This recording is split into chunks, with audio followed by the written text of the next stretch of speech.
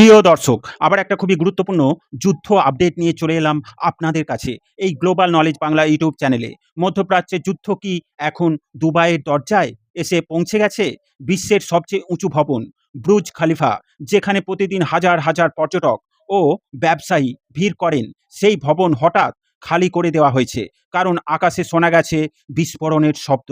শহরের ওপর দেখা গেছে বিমান প্রতিরক্ষা ব্যবস্থার সক্রিয়তা। আর এর পেছনে রয়েছে এক বিস্ফোরক সংঘাত। ইসরায়েল, ইরান এবং ইউনাইটেড স্টেট আমেরিকা এর মধ্যে শুরু হওয়া এক নতুন সামরিক সংঘর্ষ।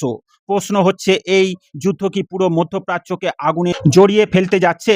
আজকের ভিডিওতে আমরা দেখব কেন ইসরায়েল আমেরিকা ইরানে হামলা চালালো, কেন ইরান পাল্টা আঘাত করলো উপসাগরীয় দেশগুলোতে, এবং কেন দুবাই হঠাৎ যুদ্ধের ছায়ায় ঢুকে পড়ল। প্রিয় দর্শক, স্ক্রিনে দেখুন, এ বিষয়ে সংবাদ মাধ্যমে আর্টিকেল প্রকাশিত হয়েছে।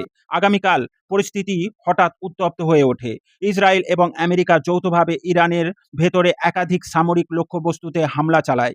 এই হামলায় লক্ষ্য ছিল ইরানের সামরিক ঘাঁটি, পারমাণবিক অবকাঠামো এবং কিছু উচ্চপদস্থ নেতৃত্বের অবস্থান, বিশেষ করে খামেনির বাড়ি এবং তার কার্যালয়।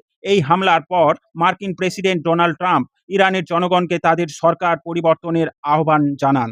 এটা শুধু সামরিক হামলা নয়, এটা ছিল এক ধরনের রাজনৈতিক চাপ ও ক্ষমতার লড়াই। কিন্তু ইরান চুপ করে থাকেনি। ইরানের পাল্টা হামলা চালায় এবং ১ ঘন্টার মধ্যে ইসরায়েল ও আমেরিকার হামলার কয়েক ঘন্টার মধ্যেই ইরান শুরু করে ব্যাপক প্রতিশোধমূলক হামলা। কারণ ইরান একসাথে বহু দেশের দিকে ড্রোন, ব্যালিস্টিক মিসাইল এবং ক্রুজ মিসাইল নিক্ষেপ করে। টার্গেট ছিল আমেরিকান সামরিক ঘাঁটি, উপসাগরীয় দেশগুলো, এই ইসরায়েলের কৌশলগত অবকাঠামো। মিসাইল হামলার আওতায় আসে সংযুক্ত আরব আমিরাত, কাতার, কুয়েত, জর্ডান, এমনকি আবুধাবিতে অনন্ত একজন নিহত হওয়ার খবর পাওয়া গেছে। এটাই প্রমাণ করে এই সংঘর্ষ এখন শুধু দুই দেশের মধ্যে সীমাবদ্ধ নেই। এই উত্তেজনার মধ্যেই দুবাইয়ের শোনা যায় বিস্ফোরণের শব্দ। শহরের আকাশে সক্রিয় হয় এয়ার ডিফেন্স। এরপর জরুরি ভিত্তিতে খালি করা হয় বুর্জ খলিফা। কারণ সন্দেহ করা হচ্ছিল ইরানের কিছু মিসাইল বা ড্রোন উপসাগরীয় অঞ্চলের দিকে আসছিল। এমনকি বিশ্বের ব্যস্ততম আন্তর্জাতিক বিমানবন্দরগুলি একটি দুবাই ইন্টারন্যাশনাল এয়ারপোর্টের অপারেশনও সাময়িকভাবে বন্ধ করা হয়। শত শত ফ্লাইট বাতিল করা হয়। মধ্যপ্রাচ্যের আকাশপথ কার্যত অচল হয়ে পড়ে। এতে বোঝা যায় যুদ্ধের প্রভাব শুধু সামরিক ক্ষেত্রেই নয়, বিশ্ব অর্থনীতি ও বিমান চলাচলেও পড়ছে। এই সংঘর্ষের পিছনে রয়েছে কয়েকটি বড় কৌশলগত কারণ।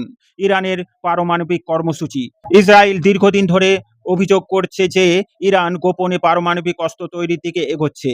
যদি ইরান পারমাণবিক শক্তিধর হয়েও যায়, তাহলে মধ্যপ্রাচ্যের শক্তির ভারসাম্য পুরো বদলে যাবে। উপসাগরীয় অঞ্চলে আমেরিকার সামরিক উপস্থিতি, কাতার, বাহরাইন, কুয়েত এবং ইউএইতে আমেরিকার একাধিক সামরিক ঘাঁটি রয়েছে। এই ঘাঁটিগুলো ইরানের জন্য বড় কৌশলগত হুমকি হয়ে উঠবে।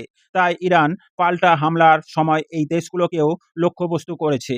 মধ্যপ্রাচ্যে যুদ্ধ নেই, বিশ্ব তেলের বাজারের অস্থিরতা। কারণ বিশ্বে প্রায় ২০% তেল যায় স্ট্রেট অফ হরমুজ দিয়ে। যদি এই প্রণালী বন্ধ হয়ে যায়, তাহলে বিশ্ব অর্থনীতি বড় ধাক্কা খাবে। বিশেষজ্ঞদের মতে ৩টি সম্ভাবনা রয়েছে। সীমিত যুদ্ধ, শুধু ইসরায়েল ও ইরানের মধ্যে সীমিত সংঘর্ষ থাকবে। আঞ্চলিক যুদ্ধ, যেখানে জড়িয়ে পড়বে সৌদি আরব, ইউএই, কাতার এবং আমেরিকা। বৈশ্বিক উত্তেজনা, কারণ এই সংঘর্ষে পরোক্ষভাবে প্রভাব ফেলতে পারে রাশিয়া ও চীন ও ইউরোপীয় ইউনিয়নের ওপর। দুবাই সাধারণত বিশ্বের সবচেয়ে নিরাপদ এবং শান্ত শহরগুলোর একটি, কিন্তু আজ সেই শহরেও যুদ্ধের ছায়া। বুর্জ খলিফা খালি করা শুধু একটি প্রতীকী ঘটনা নয়, এটা দেখিয়ে দিচ্ছে মধ্যপ্রাচ্যের সংঘাত এখন একটা বিপজ্জনক পর্যায়ে পৌঁছেছে। প্রশ্ন এখন একটাই, এই সংঘাত কি এখানেই থামবে, নাকি শুরু হতে যাচ্ছে মধ্যপ্রাচ্যের আরেকটি বড় যুদ্ধ?